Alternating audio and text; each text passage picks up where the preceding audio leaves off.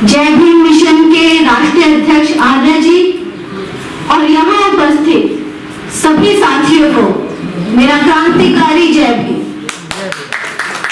साथियों, आज वाल्मीकि जयंती का पावन अवसर है और सच बताएं तो क्या हमारा दिन हमें खुशियां मनाने की इजाजत दे रहा है? सरेआम हमारी बहन बेटियों की इज्जत लूटी जा रही है, हमारे युवाओं की हत्या की जा रही है, शिक्षा को हमारे परिवारों की पहुंच से दूर रखने के लिए दिन पर दिन महंगा किया जा रहा है। सफाई कर्मचारी की छोटी सी नौकरी भी अब इन ब्राह्मणवादी ताकतों की आंखों में खटकने लगी है, उसे भी निजीकरण द्वारा छीनने की साजिश चल रही है। हमारे बच्चे 2 वक्त पेट भरकर खाना खा लें, ये भी इन ब्राह्मणवादी ताकतों से बर्दाश्त नहीं हो रहा। वैसे तो देश भर में दलितों पर अत्याचार हो रहे हैं, पर जब आप इन मामलों का सूक्ष्म निरीक्षण करेंगे तो पाएंगे कि दलितों में भी सबसे ज्यादा जुल्म वाल्मीकि समाज के साथ किया जा रहा है। क्या है इसकी वजह? इसकी वजह जानने के लिए आपको इतिहास के कुछ पन्नों को पलटना होगा। आपको जानना पड़ेगा कि महाज्ञानी, कविराज, राजगुरु कहे जाने वाले महर्षि वाल्मीकि जी का नाम सफाई कर्मियों की जाति के साथ कब और कैसे जुड़ गया। साथियों, ये तो आप जानते ही हैं कि दलित हमारे समाज के मूल निवासी हैं, हमारे देश के मूल निवासी हैं। जब आर्यों ने देश में आगमन किया तो ये इस देश के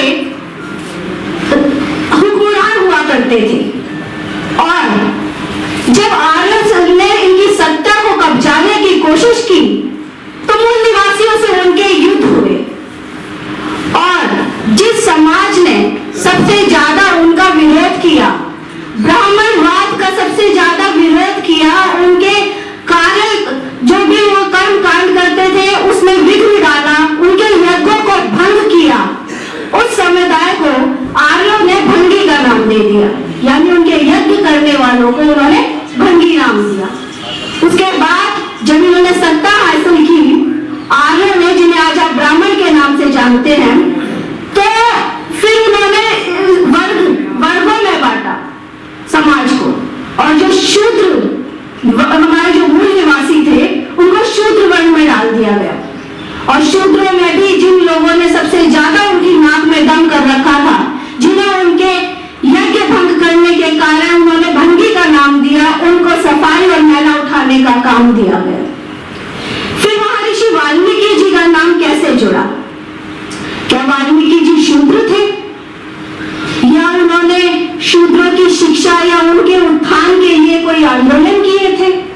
नहीं, बल्कि उस समय तो अगर कोई शूद्र मंत्र सुन ले या उसका उच्चारण कर ले तो उसको अपनी जान से हाथ धोने पड़ते थे और राम के द्वारा ऋषि शंभुक का वध इस बात का प्रमाण है।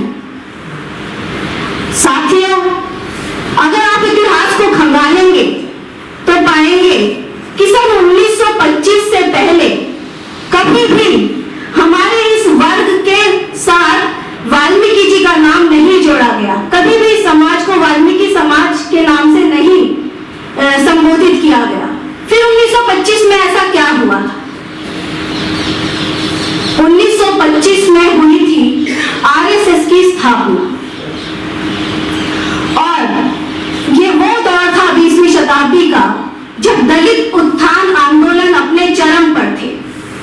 महाराष्ट्र में बाबा साहब अम्बेडकर, उत्तर भारत में स्वामी अच्युतानंद और पंजाब में मंगू राम जी के आंदोलन पुरजोर से चल रहे थे।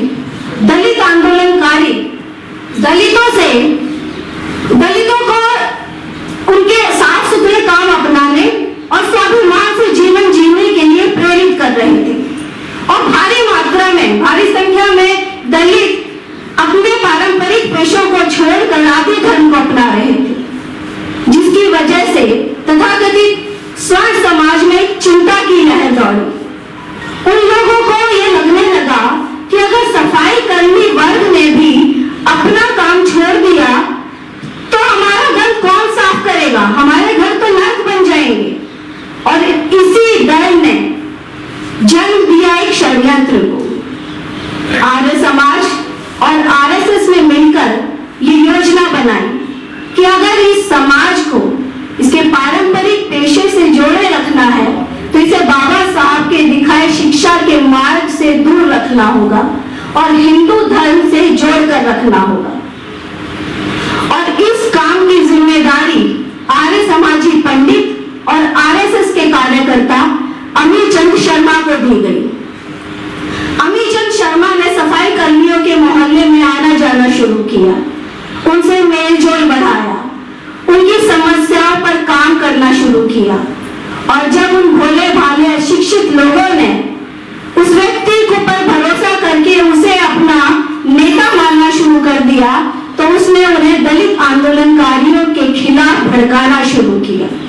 उन्हें यह बताया कि हिंदू धर्म से आपका अटूट रिश्ता है, रामायण के रचयिता महर्षि वाल्मीकि के कुल से हैं आप, और हिंदू धर्म और उसके ग्रंथों के अनुसार चलने में ही आपका हित है। उन्होंने अमीचंद शर्मा ने वाल्मीकि प्रकाश नाम की पुस्तक भी प्रकाशित की जिसमें इस समाज को वाल्मीकि जी से जोड़कर दिखाया गया, नई नई मनगढ़ंत कहानियां बनाई गई और ये सीधा साधा समाज उसके षड्यंत्र में, उसके जाल में फंसता चला गया और आज तक हिंदू धर्म के पाखंड का बोझ अपने सर पर ढो रहा है। जब ये सब हुआ और उन लोगों ने उसने उन लोगों के मन में इस तरीके से ये बात बैठा दी कि जो लोग हिंदू धर्म को छोड़ने की बात करते हैं वो तुम्हारे दुश्मन हैं। और उसका असर आप आज तक देखने को मिल सकता है। वाल्मीकि समाज के ज्यादातर युवा आज भी अशिक्षित हैं, नशे की गिरफ्त में है और यही कारण है कि देश भर में सबसे ज्यादा जुल्म इस समाज पर हो रहा है क्योंकि शिक्षा की कमी है और शिक्षा की कमी होने की वजह से सामाजिक और आर्थिक रूप से भी कमजोर और पिछड़ गया है समाज। साथियों, अगर आप अपने समाज को आगे बढ़ता हुआ देखना चाहते हैं तो हिंदू धर्म के कर्मकांडों से तो छुटकारा पाना पड़ेगा। महात्मा ज्योतिबा फूले कहा करते थे कि एक पीढ़ी का पाखंड दूसरी पीढ़ी की परंपरा बन जाता है। यही हुआ हमारे समाज के साथ भी।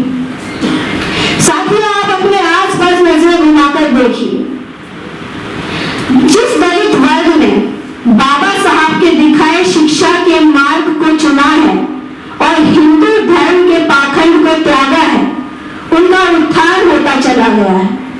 वो शिक्षित और समृद्ध ही नहीं हुए बल्कि सत्ता तक पहुंचे हैं।